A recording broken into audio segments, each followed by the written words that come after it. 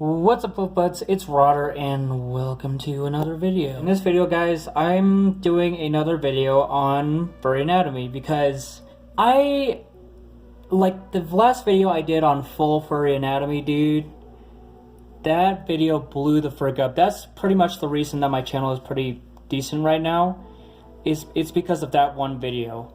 And I can't really freaking thank you guys enough for how much support that video has gotten.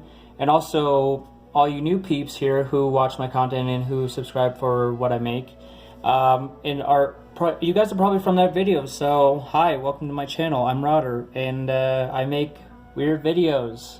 And yeah, welcome.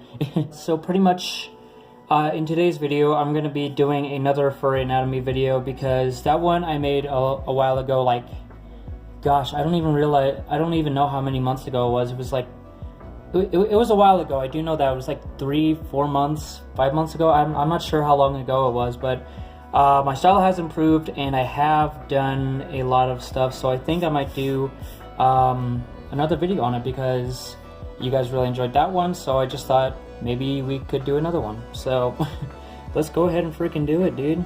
I want to start off with like something that I guess a lot of people don't usually think about. If you've ever seen someone from behind, like if you guys have ever seen like a persona or something from the back, you will know that there are the shoulder bones and there are also like I don't know what the freaking thing is called, well, like whatever the back freaking muscles are, I don't know what they're called, I'm sorry. They are two gigantic like Doritos, you know, two gigantic Doritos in like the middle of his back type of thing, or her back, like depending on the character. You draw like very muscular characters, this will definitely help you because if you have like back views, and like this is just a crappy example, but if you have like your character looking like this way, if you're having your persona or something looking this way and his head is kind of over here and everything, the neck will definitely come up into the head because the neck is a part of like the muscles, but it's separate.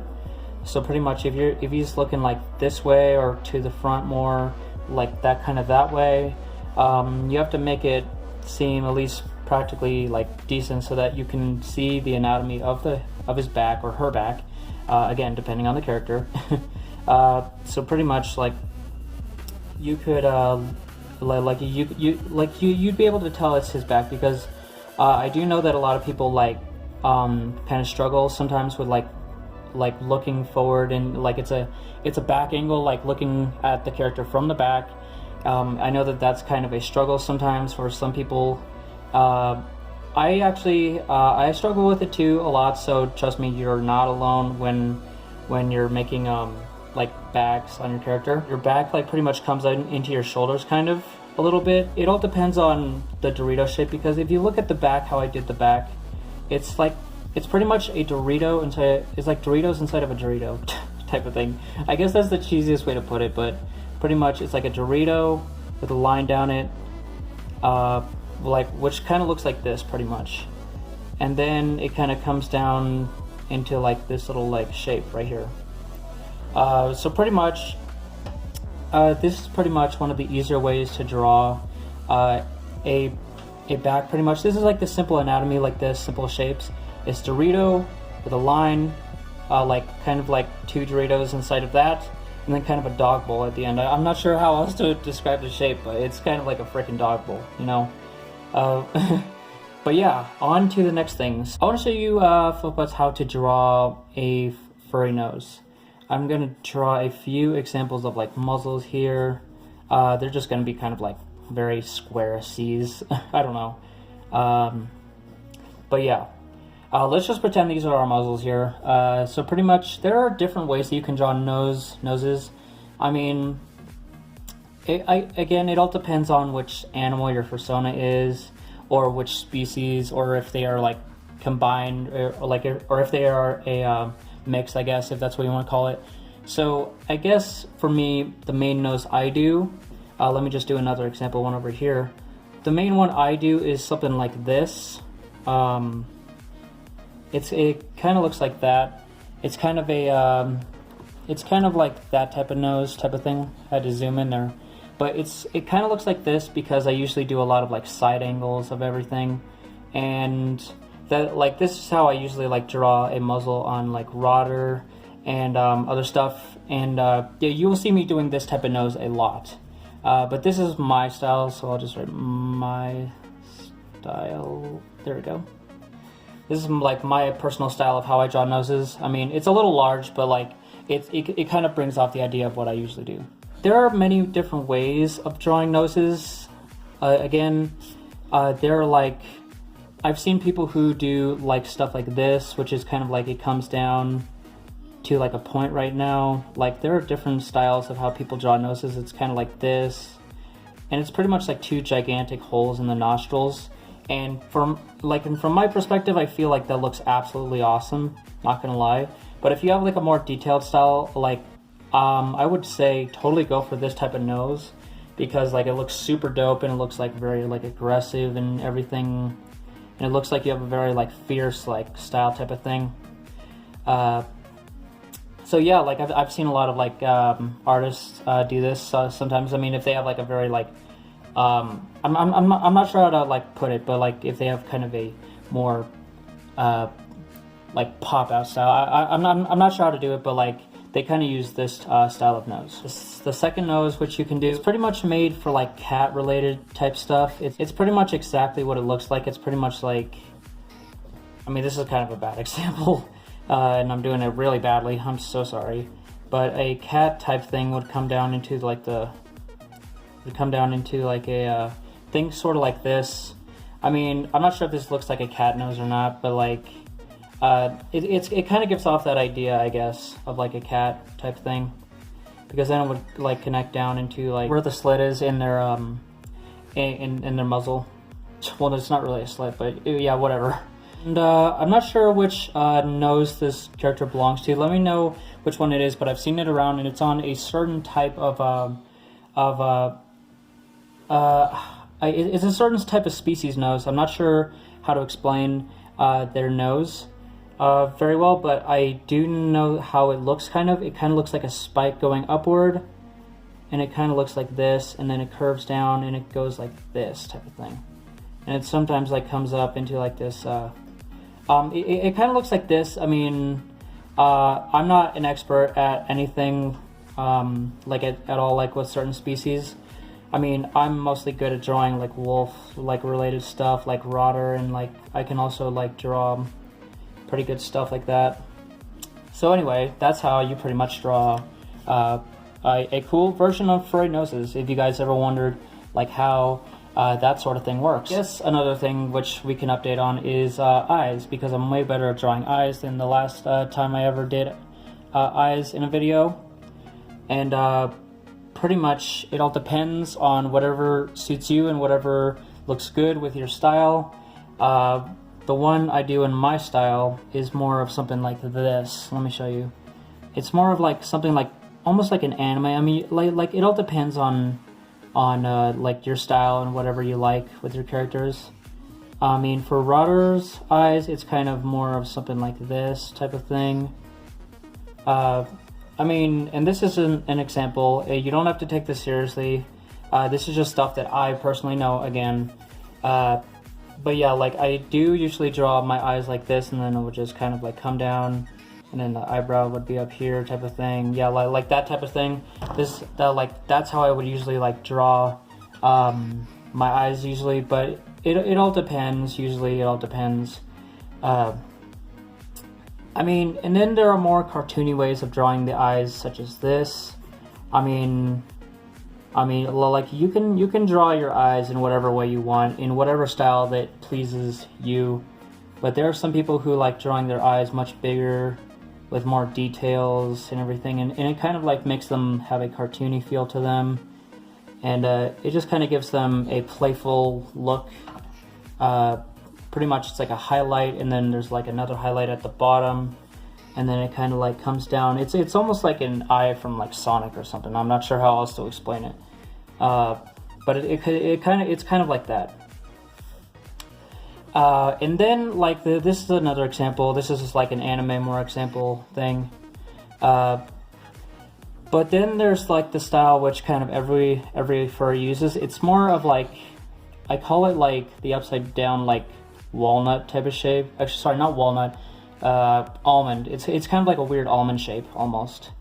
And pretty much it kind of like, it has like very exaggerated features. I'm not the best at drawing it, but it's more of like a very energetic, like dog eye type of thing.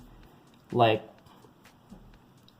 it's kind of like a bigger version of this one, but it comes down more like this and everything. And it kind of has like a raise, like where the cheek is, it would kind of have like a raise like that. And then you would pretty much like just color that in with whatever color like you have and everything. And would kind of just bring that character to life, because it has like kind of like that cartoony type of vibe to it, and it has like that fun, playful look to it. It also has like a sheen, which kind of gives it a look. So pretty much this one's like a very like energetic one, I guess. So pretty much it's like, let me just put numbers like the by 1, 2, and 3. So pretty much it's like more realistic, kind of realistic, and then there's a completely all-out cartoony. So the last thing we're gonna do, and I know this is kind of a copy of what I did in my past video, but you know what? It's never too late to improve on stuff, you know? So you know what? We're gonna keep going. So the last thing that I want to show you guys is how to draw hands, because I've improved on that. Pretty much, if you guys like know your hands, if you guys look at your hands, you got to think about the shape of them. You got to think about like the like where everything might be, because there's your palm and then there's the fingers, and if you look at your hand like this, or like this, pretty much your hand is not like they're not all the same. They don't go in like the same thing. Pretty much like thumb is shortest, then pointer finger, then middle finger, then ring finger, and then pinky. And they're all different lengths, and your middle finger is your longest one, so it'll go above every single one else. It's almost like a curve. It's like a curve almost. So let's just keep that in mind. Pretty much one of the easier ways to do it is pretty much by drawing a box. This is where the wrist is going to be. Draw 2 lines from that box going down like this, and this is where the wrist will be. So the next thing you're going to want to do is, you're doing like a palm, like straight out palm like this, like kind of what I was doing. If you're doing that, then you're gonna have to like do what I'm doing right now. It goes up to a point like this. I kind of like that. That's kind of a weird example, but like I'll show you like how to make that better in a second. What you're gonna want to do is you're gonna pretty much draw a V down the middle of this. You're gonna draw like, actually, you know what? It's not a V, it's a Y. Like make a Y down the middle of this, and go ahead and do that, it's just an easy example. It's like, if you guys are following along with this, hopefully this kind of makes sense. Again, I'm not a professional, so so pretty much if you're doing a persona hand, you would actually do a pad here. You would also draw a like the hand paw things right here. So the next thing you're going to want to do is you're going to want to like consider where the fingers are. So pretty much pointer, and then biggest finger down the middle right here, pointer, middle, ring, and pinky. See what I mean? It all comes together pretty easily. Let me zoom in so you guys can see that a little better. So pretty much it all collides together, and it's pretty simple to do. All you got to do is follow along with these steps, and pretty much it's one of the easiest ways to learn hands. It's actually pretty much one of the easiest ways to draw palms, if I'm being completely honest. And after you draw those basic shapes, you can go in and you can start like adding more of like the joint type related stuff, like the curves for like where the base, like these areas, like how you see the creases in your fingers. That's how you would pretty much make it. Like you can just find the creases in the fingers and everything. You can also draw like the pads on the fingers as well, and then you can kind of bring them down to make them like. Then you can bring down this kind of like this. Like you can kind of bring that down like right about here, and it pretty much brings down like the palm and makes them look a little more realistic. This shape, it's pretty much like this shape on top of like a box. And then there's like the circle things, the lines, and the wrist. And also the Y and everything else like that. So pretty much it's a very easy shape. It's very easy to learn. It's one of the things that I personally learned when I was starting, like when I wanted to draw hands better. And hopefully this did help with like drawing your hands. Yeah. That being said, flip butts, I think I'm going to go ahead and end this video here. This was really cool, and hopefully I taught you guys something, and hopefully this video is handy for your future art and for your future persona designs. Hopefully I can do that more often and everything. But yeah, with that being said, flip butts, I think I'm going to end this video here. It's gone on long enough and everything. But hopefully these things did help you. If they did freaking help you, and if you did follow along, make sure to leave a like on the video. And also, if you're new here and if you enjoy what I do, make sure to subscribe, because you don't want to miss anything, and you also will become a part of my big, happy furry family. That being said, thank you flip butts so much for watching, and I'll see you next time. Make sure to subscribe.